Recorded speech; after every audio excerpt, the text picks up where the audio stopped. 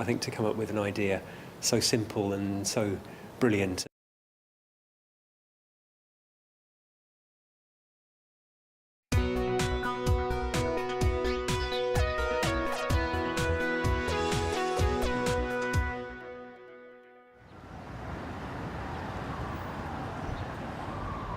Patricia Melvin is a painter based in New York City. What is it about New York that inspires you? I was born here and raised nearby, and so I have memories of New York City from my early childhood, and to me it was always a magical place. Anything is possible here, and everything seems to happen here. And as my aunt once said to me, she said, people who live in New York, even if they've only been here for 1 year, they feel like they own the place.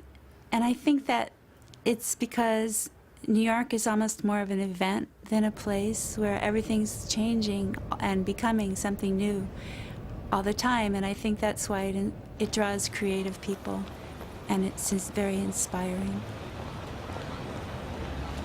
Do you always paint in situ, or do you sometimes use photos? I always paint in situ, almost always. I use sketches, and I work a little from memory and from sketches. I touch things up a little in the studio sometimes, or finish things. But I like to be in the location because it's always changing, and I take pieces of the scene, things that happen at different times. A bird flying by might be very beautiful, or a person walking in the street and assuming a certain gesture or a pose that's perfect for the composition. Things like that happen over the course of a painting, and they can be just perfect. But a photo is very static and kind of flat, and it doesn't interest me to work from that. Does that mean you have to work very fast? Actually, I do. I have learned to work very fast because there's so many things that change on the street, yeah, including being blocked by trucks. And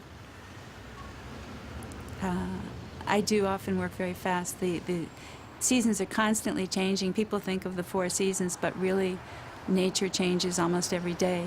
And so if I start a painting at one point, it's hard to finish it later in a different season or later on in the same season. What techniques do you use? I use the traditional technique. I use oil paint and brushes and canvas. How long does it normally take you to finish a painting from start to finish? Every painting is different. They can take a few hours or a few years. I've worked on some paintings for years and years. And sometimes I'll come back to a painting the following year when the season and the different light is right for that painting.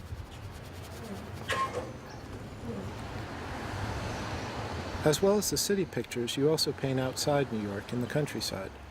What similarities and differences are there in painting the city and painting the countryside? The city is very geometric, and I happen to love geometry. I love angles, crisscrossing, and the composition and different geometric shapes. But the countryside, when I first started painting, it was very difficult for me for that reason, because you don't have the perspective of the streets and the angles of the roofs and so on to lead your eye through the painting. It was a wonderful experience to learn how to make your eye move across a grassy field as opposed to down a street where it's so clear and easy kind of to figure out. So what are the advantages and disadvantages of painting in the country and the city? The countryside is a wonderful place for me to paint. I love it because I'm usually alone, pretty much alone there, and I'm not distracted by passers-by. In New York City, there are just so many distractions of people coming up to me, and they're usually well-meaning, but it's just an interruption. It's a distraction from my work. And the countryside is so beautiful that I love painting there. But do you ever paint portraits?